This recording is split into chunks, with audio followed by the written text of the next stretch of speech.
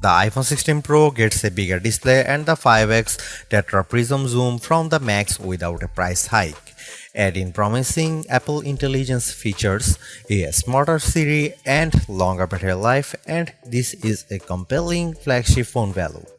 I just wish the charging speed got a boost and that visual intelligence and ChatGPT weren't coming later. The iPhone 16 Pro is still a compact phone, but there is a trade-off with getting a larger display. It's now more of a mid-size phone now as opposed to a small phone as the size and weight have grown.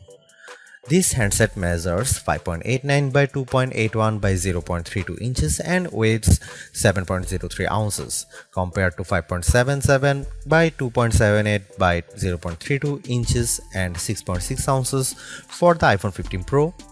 So the new iPhone is taller and wider and just as thin, but there's some more heft to it. The good news is that the iPhone 16 Pro is still easy to use with one hand as Apple made the bezels thinner. The design should be more durable too, as Apple claims that the ceramic shield display is 50% tougher. Plus, the band is still made of titanium, which is more durable than aluminum. The iPhone 16 Pro colors aren't very flashy compared to the regular iPhone 16. There's white titanium, black titanium, natural titanium, and the new desert titanium, which is like a soft rose gold. I prefer the desert hue because it looks new. Don't expect much new from the iPhone 16 display. The only real news beyond the size increase to 6.3 inches for this OLED screen is that it can get dimmer. The minimum is now just 1 nit. I put the two phones side by side in a dark room and I noticed the difference immediately. What's the benefit? You can use your phone in bed without disturbing your partner, and if you are using standby mode, the iPhone 16 Pro won't be as bright when you are using it overnight as an alarm clock. Otherwise, you get the same 120Hz refresh rate on this Pro Motion display and the same max brightness. Apple claims a peak brightness of 2000 nits outdoors and 1600 nits for HDR content. We simulate outdoor conditions with a flashlight and the iPhone 16 Pro reached 1553 nits. That's higher than the Galaxy S24 Ultra but way behind the Google Pixel 9 Pro. Apple has added a new button to the iPhone 16 Pro, but it's not technically a button. The camera control is a recessed capacitive switch that provides haptic feedback. Press once to launch right into the camera and press again to snap a photo. It's simple and works well in landscape and portrait mode. I found it easy to launch straight into the camera and I like that you can press and hold the camera control to record a video. Though, if you take your finger off the button, the video stops. I wish you could customize that. The camera control has a lot of tricks, including the ability to zoom in and out by sliding your finger left and right on the button, and a soft double press launches a mini menu. You can scroll through to tweak things like exposure, depth, and choose photographic styles. There's a learning curve to camera control, but I'm glad that it's an option. Plus, this frees up the action button on the left side of the iPhone 16 Pro for programming other shortcuts. The iPhone 16 Pro has a few key upgrades that I appreciated during my testing. There's a sharper 48MP ultra-wide camera, a faster 48MP main fusion camera with zero shutter lag, and the 5x tetra prism zoom borrowed from the Pro Max series. In addition, photographic styles are integrated directly into the Camera and Photos app, so you can change skin undertones and the mood effect of your photo on the fly. Plus, you can tweak it after the fact. To test the iPhone 16 Pro's faster performance, I had my son take a photo of me shooting a jump shot side by side with the iPhone 15 Pro, and the result is brighter and more detailed image. How does the iPhone 16 Pro compare to the best camera phones? I shot a number of pictures using the iPhone 16 Pro alongside the Samsung Galaxy S24 Ultra and the Google Pixel 9 Pro XL to find out. I put the ultra-wide camera to the test on the iPhone 16 Pro with this shot of a beach and Apple comes out on top. The colors are more natural through the iPhone versus the Galaxy S24 Ultra, and Samsung's peak looks distorted on the right side by the flowers. Here are some camera samples of iPhone 16 Pro.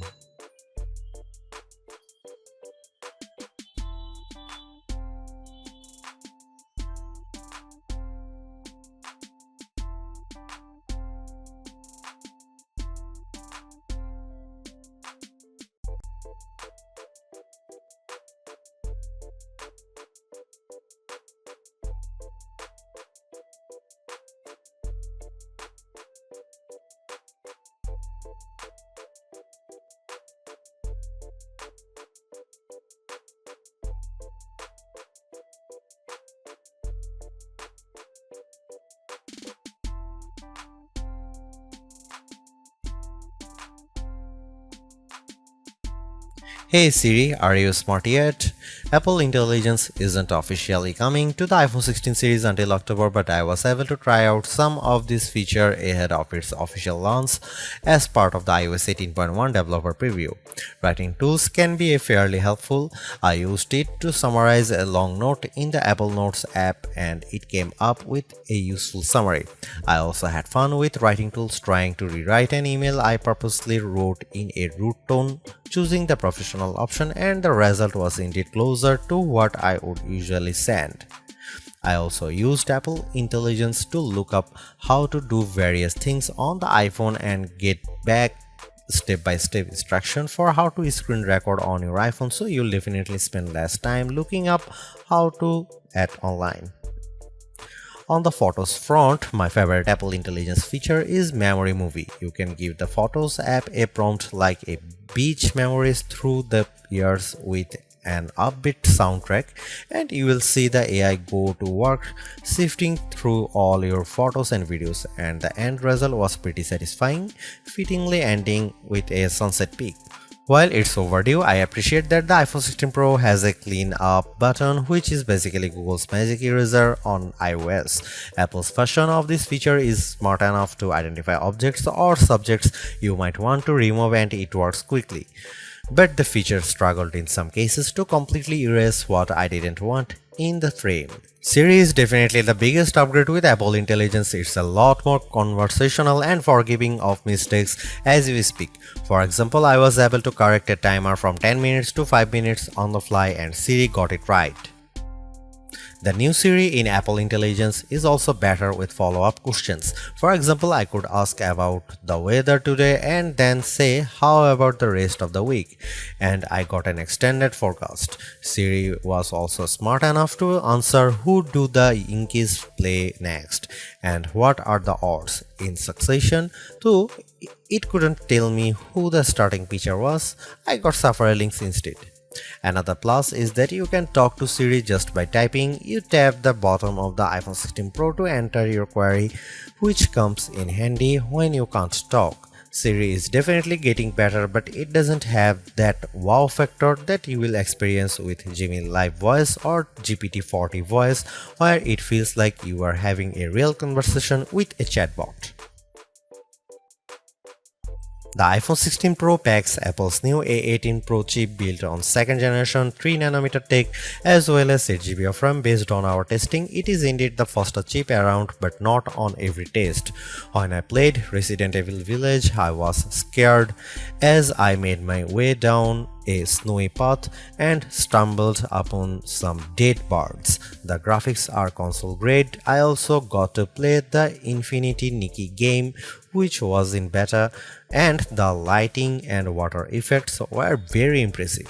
On Geekbench, which measures overall performance, the iPhone 16 Pro is 50% faster than the Galaxy S24 Ultra's Snapdragon 8 Gen 3 chip on single core and 15% higher on multi-core performance. The Pixel 9 Pro series is well behind.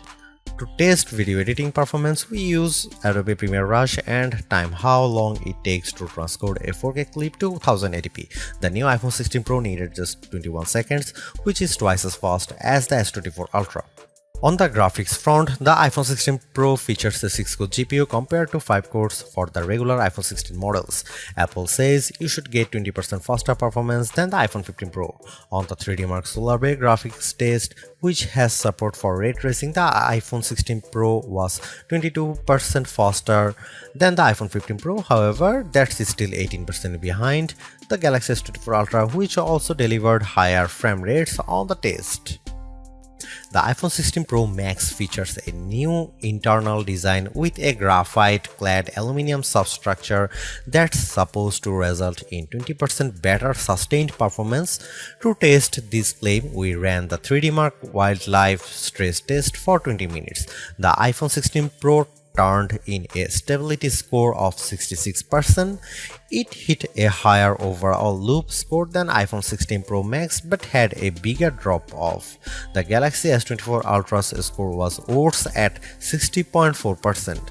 Interestingly, the iPhone 16 Pro Max turned in a stronger stability score of 84%, which is better than the 75% from the iPhone 15 Pro Max. Overall, the iPhone 16 Pro is arguably the best flagship phone under $1,000. You get the same excellent cameras as the iPhone 16 Pro Max for $200 less, and I think the screen is big enough at 6.3 inches while being easy to use with one hand. I also like the improved battery life, handy camera control, and compelling audio mix feature for videos. The Apple Intelligence capabilities such as writing tools, the new Siri, and cleanup show promise, but some of the more exciting features like ChatGPT integration, image playground, and the Google Lens like visual intelligence are coming later. In terms of the competition, I think the Galaxy S24 Plus and Google Pixel 9 Pro have more compelling AI features right now, but I prefer the camera system from the iPhone in many cases and the extra performance from its A18 Pro chip. Should you upgrade to the iPhone 16 Pro? If you have an iPhone 13 Pro or older phone, I'd say yes. And if you have an iPhone 14 Pro, I'd say wait to see how well Apple Intelligence works once it fully rolls out before you buy.